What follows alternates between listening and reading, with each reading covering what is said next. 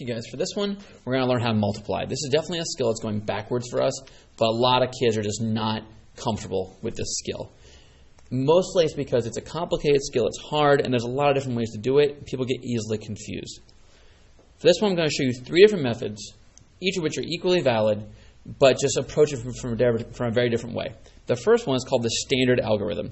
This is the way that I was taught when I was a kid. It was the way that lots of older folks were probably taught when they were a kid. It's tried and true. That being said, it has a lot of steps that people get easily confused. So first we set it up vertically. 25 times 13. Like that. What we do, we take our ones place and our bottom number and multiply it by the ones place and our top number. So we have a 5 and a 1. Because 3 times 5 is 15. We carry our 1. 3 times 2 is 6, plus 1 is 7. Great. Now, what I do, I cross this out and put a placeholder 0. Why is that? We know that we all know that that's what happens, but we often don't know why. The reason we do that is because we're moving over to our tens place down here, so we have to multiply by our tens place down here. We multiply by our ones place here, so we placed our number in our ones place here. We moved over to our tens, so we have to go to our tens. That's why the placeholder exists. So 1 times 5 is 5. 1 times 2 is 2. We add them up. 5 plus 0 is 5. 7 plus 5 is 12. Carry our 1. 1 plus 2 is 3. Our answer should be 325. 325. So, that's the standard algorithm. We can erase that. I'm going to show you a different method. The way the second method works is called the lattice method. That's L-A-T-T-I-C-E, L-A-T-T-I-C-E, lattice. The way we do it, we set up a couple boxes. I set up a big box,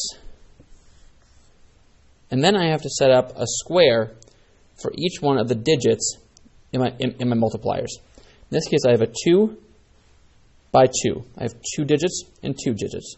So I set up a 2 by 2. Then what I do, I draw diagonal lines through all my boxes.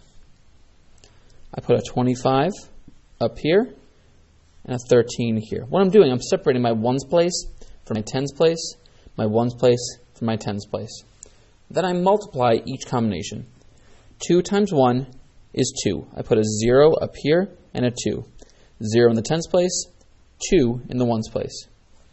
Here I have 1 times 5. That's 5. 0 in the tens place, 5 in the ones place. Down here, I have 5 times 3. That's going to be 15. 1 in the tens place, 5 in the ones place. Here I have 2 times 3. That's 6. 0 in the tens, 6 in the ones. Now what I do, I add diagonally through these. What this does, it allows us to add our places in terms of our ones, our tens, our hundreds, etc.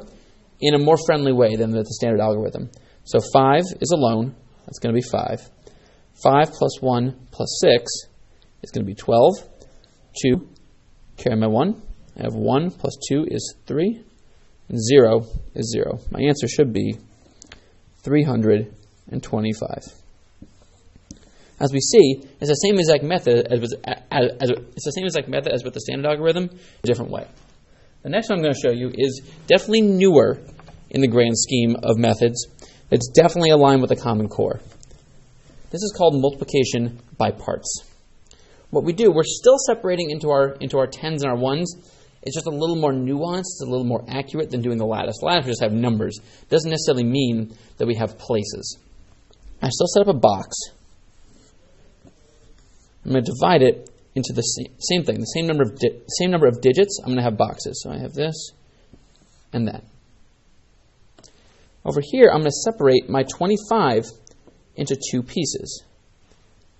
20 and 5. Here I'm going to separate my 13 into 2 pieces. 10 and 3. What this does, it allows us to separate our tens place from our ones place in both to get a more accurate picture for what's actually going on. In here, now I multiply. In here I have 20 times 10. That's going to be 200. In here I have 5 times 10. That's 50. Down here I have 5 times 3. That's 15. In here I have 20 times 3. That's 60.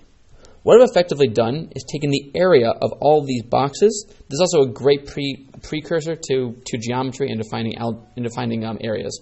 So here, now I just add all these up. 20 plus 50, or 200 plus 50 is 250. Move this up a little bit. 60 plus 15 is 75. What I end up getting is 325. It's the same exact result. It's a different method. This is actually probably the most viable method because it allows you to think about place value, ones and tens, in a very accurate way. That being said, nothing really replaces a standard algorithm, which has been around for centuries. Next time we're going to talk about division, and I hope to have a little more insight on that next time. Thanks, guys. Have a good one.